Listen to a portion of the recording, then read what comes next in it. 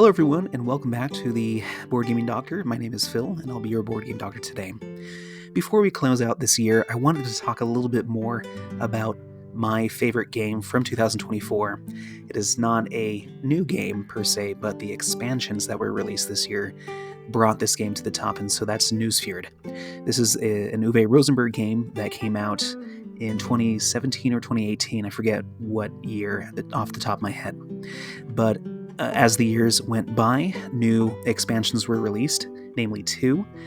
And after that, this year, in addition to this big box edition, being able to collect all of the different expansions that were previously made, 2 new expansions were released. And therefore, new content was added to this game, and I wanted to talk about those in particular, but also give this the treatment that I have been giving all of my games thus far, and give it a rating based off of the criterion that I've developed. So fortunately, there is a tabletop simulator module that has all of the content that is found in the big box. I do own a copy, and I have played it multiple times with the new content and new expansions physically. I know there have been some comments on Board Game Geek about the components, especially the color of the components, the lack of metallic coins as well. I decided when I sold my original copy of Nusfjord to keep those metal coins, so I apologize if you have not had the chance to get those if you wanted them. But just to sum up what I think, the components are great. I think the coloring doesn't bother me that much as well. It looks great and it plays totally fine. So, getting into what Nusfjord is all about, if you haven't heard about this game before, it is very akin to a lot of Uwe Rosenberg games in terms of how it's played, and we start here with the worker placement aspect of this game. This game takes place over 7 rounds, and you take 3 actions per round, equaling exactly 21 actions by the end of the game. So it is a very quick game, and it is a very tight game when it comes to what you can do. You can do various things, such as gaining resources in terms of wood. You have your personal tableau where you start off with wood. You think of, and I'll go into some game comparisons right off the bat, with games like Glass Road, where you do start the game with forests and other things in Glass Road. And here, in particular, you have your forests that you can remove for extra wood. And you're gaining other resources such as gold and fish. The fish income is laid out here beneath your board, and as you build ships, you increase the amount of fish that you gain in each round, and you utilize these 3 resources, wood, fish, and gold, to purchase buildings and to place them onto your tableau. It is a very dynamic tableau where you can take these forests out, you can reforest them and place them into new spots, hopefully covering up these negative spots by the end of the game, and you add up your points, and whoever has the most wins. So it might seem a little standard when you look at the actions, as it were, with worker placement. It seems like it's a repetitive approach to a game. The things that make this game stand out first are the fishing phase. So every phase, as I mentioned before, you will gain fish based off of how far you are up this track, and for example, you place a cutter here and you will gain 6 fish at the beginning of the round. But the fish doesn't go directly into your own supply. You have to feed your elders and shares, and not to go into too much detail, but there are ways to gain more shares at the risk of having other people buy those shares, and so there's a little bit of interaction that goes on in the timing surrounding when to issue your shares, which would go here on the main board for someone to potentially buy it, and you would have to feed them fish throughout the remainder of the game per share. So you also feed elder cards, which are not depicted here. They are somewhere in this mod. But essentially, these elders are another unique aspect of this game, where they give you personalized special actions that are sort of a combination of a lot of these actions that are mentioned here on the main board. And you can take these actions if there are fish on this dinner plate spread, essentially.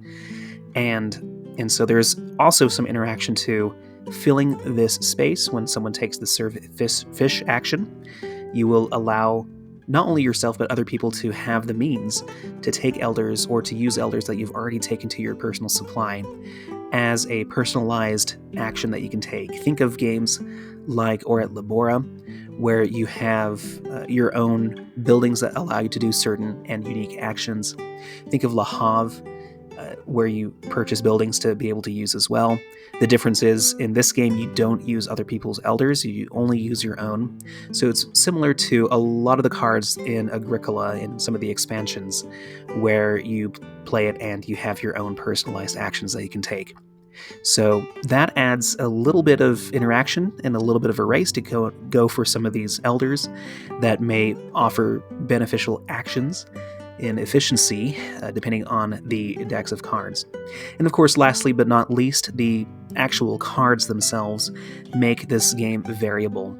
There are 3 different decks that come in the base game, and you have A, B, and C decks. In my opinion, there aren't a lot of nuances between the A and B decks in particular. The C cards are more of your endgame, big point type of buildings. So they don't have the same differentiation as you would see in the buildings such as in Glass Road. However, I do feel like there is difference of focus among the decks that you have. And so, segueing into my thoughts on the new expansions, we'll talk about the ones that were previously released back, a couple of years ago, the Place deck and the Salmon deck. The Salmon one I had not had the chance to play yet, but I did own the Place deck, which is where I believe the metal coins came from.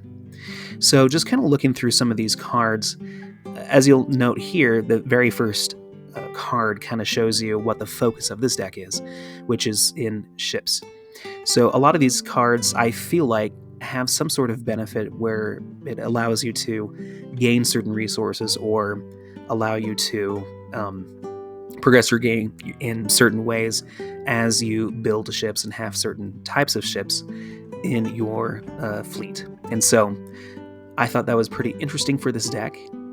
And that's the Place deck. In the Salmon deck, I just recently played this today, just earlier before I started recording. A lot of these cards deal with gold. And gold essentially allows you to build buildings, but they are worth a point apiece at the end of the game. And so I found that I had a much higher score at the end of the game when playing with the Salmon deck because of the interactions that this deck has in particular with gold in and of itself. And so I had a lot of gold left over and, had a substantially higher score than what is usual in the base decks as well as the other decks. Moving on to the newest decks, the Trout deck. I don't know who exactly designed this. I know Tony Boydell designed the next deck, which was the Bisconda, which we'll talk about in particular, because I think that adds the most interesting and unique effects to the game. But these cards in the Trout deck, I felt, had a lot to do with elders. Now, you'll see that a lot of these cards have a lot of overlap dealing with wood, fish, etc., as many of the other decks do. But I felt like this one had more interaction with the elders in particular. And so I ended up having more elders out and play when I played with this deck than I have with the other decks on average. So I thought that was interesting as well. On a side note, before I continue, you can play this game. This is not just because of Tabletop Simulator, but I believe it's in the rulebook as well. You ordinarily would only play with one fish type of deck per game, but you can mix some of these around, which I think would make a very interesting play and really ramp up the replayability as well. If you do play with a single deck, as you can see, there are certain focuses that would make each game feel different, but more so in comparison with some of the other decks. But mixing them all together would be quite an experience. So, in any case, let's focus on the Bisconda deck.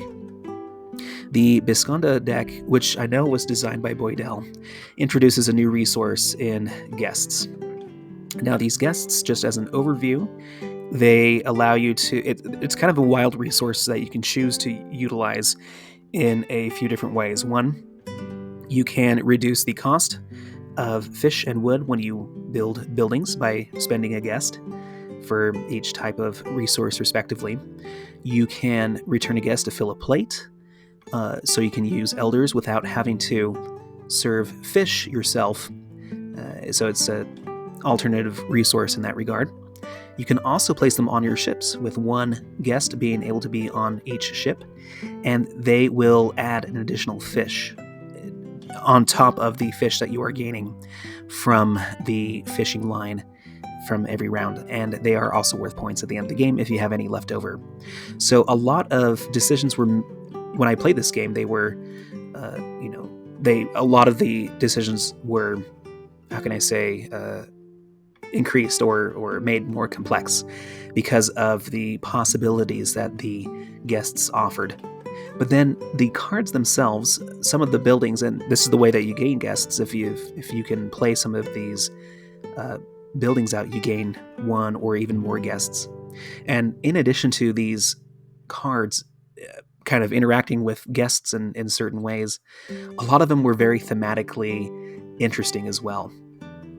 If I can find the one that I was thinking about, I don't know if I'll find it in time, but a lot of I loved these different buildings that were designed and the way that they worked. I felt like it kind of harkened back to Agricola with how interesting and thematic the effects of the cards mirrored and reflected what the card actually was, whether it was a occupation or a minor improvement. So anyway, like this ghost ship, for example, this is the one that I was thinking of. You essentially leave a space open on your fishing line to increase the amount of fish that you would gain from round to round, but you don't gain the points or the physical space that you would have with the fish or with the ship, which is represented by this invisible ghost ship. And so I loved the flavor of a lot of these cards. And here's your FLGS, your friendly local gaming store. So, a lot of kind of tongue-in-cheek, but pretty neat thematic cards in this deck in particular, which I really enjoyed.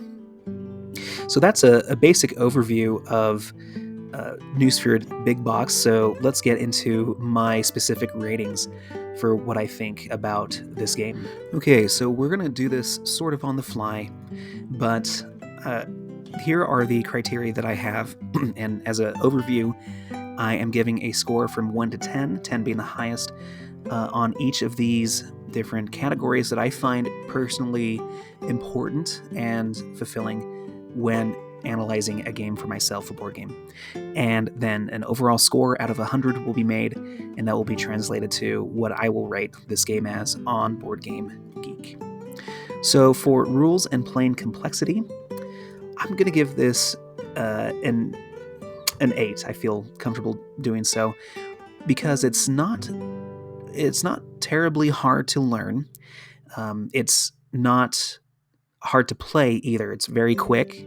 I might bump this up to a 9 because I do enjoy how streamlined this game is, especially if you have a background in either Rosenberg games or board games in general that are more hobby-centric with worker placement, tableau building, etc. And so it's not a hard game to get into or to play, either on a weekend or even a weeknight. You can bust this game out pretty quickly, especially if you play this solo or even 2 players. I'm teaching this game and playing it with another player in about an hour to an hour 15 minutes, and so it's pretty quick, and even quicker when you're playing solo. I can bust out a session in about 30 minutes. So I really enjoy that complexity. I think what misses the mark for me for making it a perfect 10 is I do refer to the rulebook quite often, as well as refer to the appendix for each of the new cards. A lot of the cards, as you saw in the overview, were text-based, right? And so there aren't a lot of icons utilized in this game. It's mostly text-based, and so I felt like it might have been, I feel like this game could have used icons to portray what each card does and made it a little bit more language independent, and as well easier to ascertain what each card does around the table. It's hard if you're sitting on the opposite end of the cards that are in this market available for you when they are upside down and only text based. And so you would have to take a picture of this to refer to as the game progresses. And so I think for that's why I will miss out on a point there. For skill expression, this is kind of what kind of strategic avenues can you take in this game, and how high can that skills ceiling reach, as you play this game more and understand the nuances of this game. For me, this hits really close to home, where I find it's not, terribly difficult to understand what is going on a basic level, but it's also that it has strategic depth to it, not only in the variance of the different kinds of cards that you see in this game, but also just in general as a base. As you are moving around this worker placement board and understanding what each elder does, knowing that it's good to increase the amount of fish that you get every round by building a few ships, and knowing when to build buildings, etc., and issuing shares to be able to increase the amount of fish that you retain each round is very important. And I think there's a base level of understanding here. And I'll compare this to a game that I've gotten into a lot recently, which is Glass Road.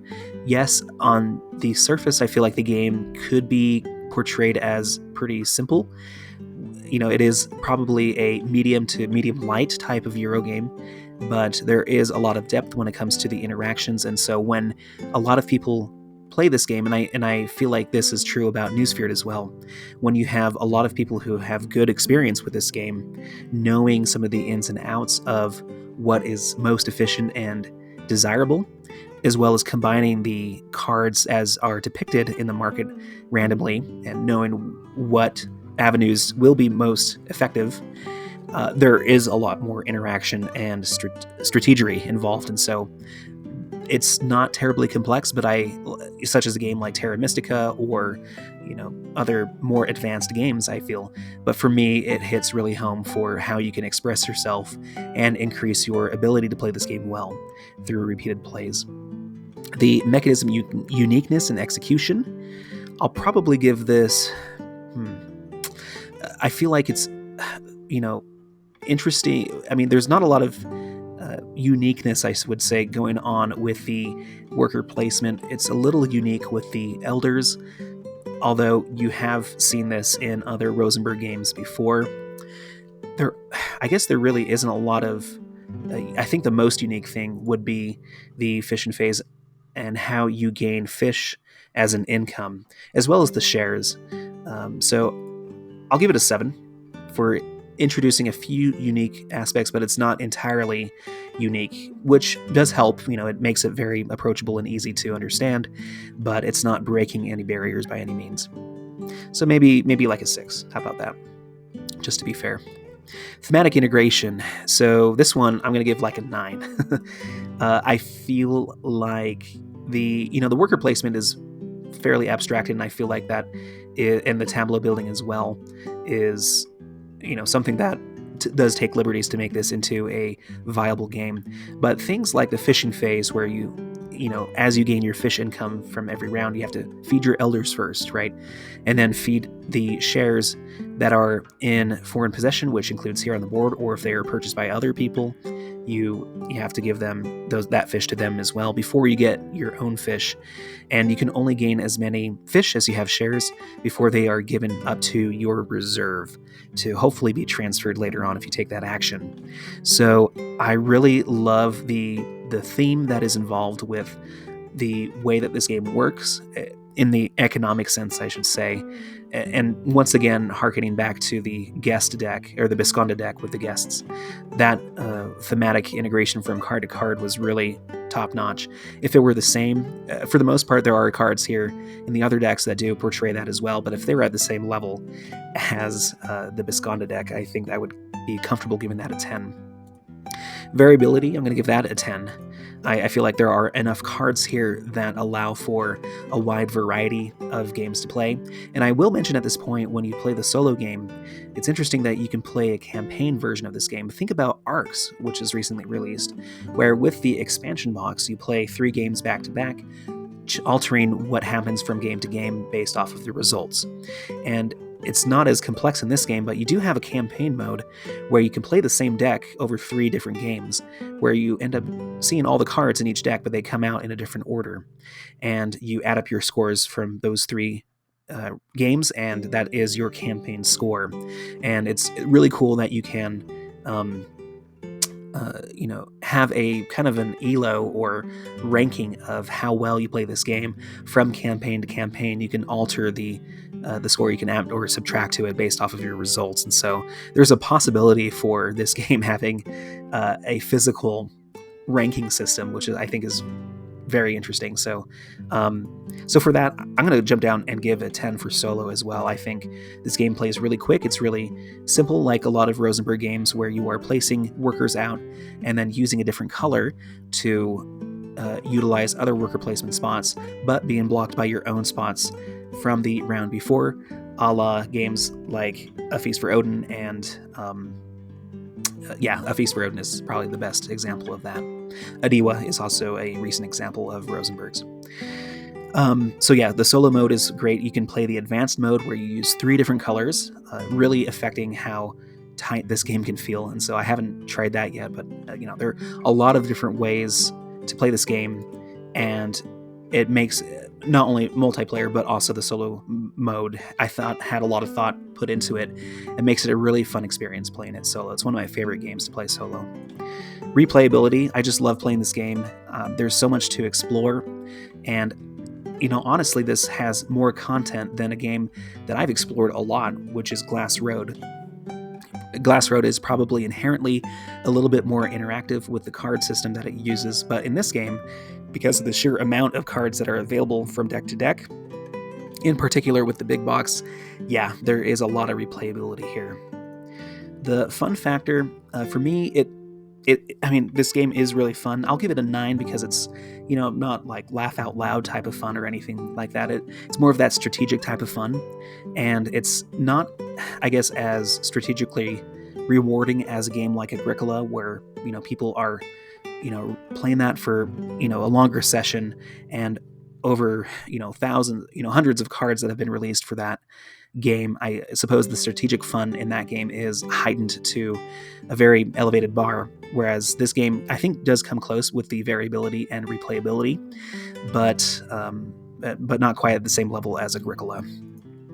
Player interaction, I'm going to give this an 8 because there are plenty of spots to interact, not only with the tightness of the board, but also racing for elders, using the serve to fish on this plate to utilize those elders as well. The share issuing, I'm going to give this a 9 because the more I talk about it and think about it, there are so many points of interaction in this game whereas at first it seems like it's more solitaire, like multiplayer solitaire, but this game, functions so fast and is so tight with the different races that you are going for. Even at 2 players, the timing around issuing shares and buying them was so interesting to me that, and then racing for certain buildings if you are able to eye certain combos and get those before your opponent does. I think that's just amazing. And being able to play this game at 5 players as well, I haven't done that yet, but I can't imagine the interaction on such a small and tight space for worker placement, how that would be. So very interactive. Strategic competitiveness, probably an 8 for me. It's once again not at the same level as a more advanced game like Terra Mystica, or even at the level of Agricola, but I think it's pretty close and would love to see this game be available on a digital format or something that is more widely accessible to players to be able to play this game repetitively and at a competitive scene. And I think because of the different cards and decks that are involved, it can approach the complexity in the tournament scene that Agricola has shown in the past. And so it's not quite there, but I think it has the potential to rise for sure. So adding up the score, we got So I added up that score, and that is a 90 out of 100, so a 9 out of 10, which is exactly what I gave this game on Board Game Geek. I swear I did not plan that at all. And so, yeah, that I think reflects perfectly how I feel about this game. I think it's near perfection. I don't know what would make this game, hit a little bit more. I suppose I don't mind that this game isn't as mechanically unique. I think it's executed really well, so I could probably raise that. Let's do that, right? I could probably, the way that it is streamlined and executed is really well done, I think. It's not unique, but it is, I think, a well-designed game. It just plays so smoothly, and so if you are a fan of worker placement games that play quickly and have a lot of replayability in terms of cards that have unique effects, then Nusfjord is definitely a game that you should try. It's a very cozy theme as well. I love coming back to this game and being in this world, as it were, even though this is a real place. But yeah, and the big box edition just brings it all together with new content that just elevates it as well. Probably elevated this game from maybe an 85 or 86 or 88 to a 91 for me. So I really enjoy this and highly recommend it. It is probably in my top 5 games of all time as a reference. So thank you for consulting with me and listening to my ramblings on Nusfjord. Hope you have a happy new year, and here is to hopefully another year of content for you, and thank you for all the support thus far. So hope you schedule an appointment with me real soon, and I'll catch you on the next one. Take care.